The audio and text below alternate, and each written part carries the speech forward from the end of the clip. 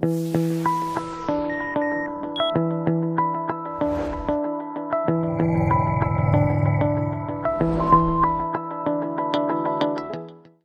vu à la banque que les gens travaillaient avec des tablettes et des ordinateurs.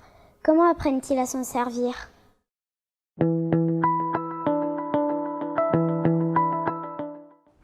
Eh bien, c'est un petit peu comme à l'école.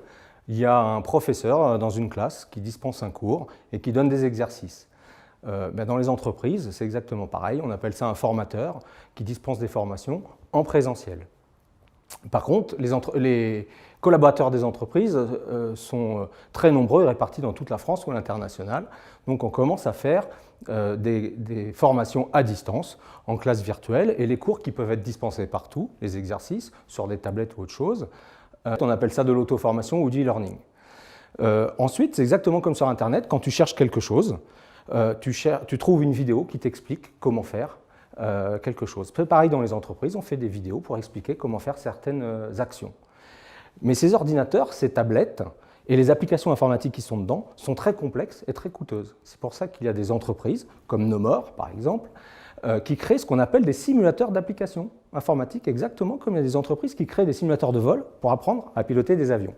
La dernière innovation, c'est ce que l'on appelle des GPS applicatifs, des GPS logiciels. Exactement dans la même logique qu'il y a des GPS dans les voitures.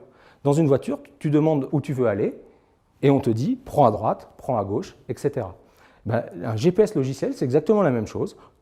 Le collaborateur demande aide-moi à faire telle ou telle transaction. Le GPS va le guider en temps réel dans son application pour le guider, l'alerter et l'informer. Eh bien, demain, grâce à des GPS logiciels, tous les collaborateurs auront un GPS pour les guider et les diriger dans leur application informatique et les aider à conseiller mieux leurs clients. On appelle ça un collaborateur augmenté.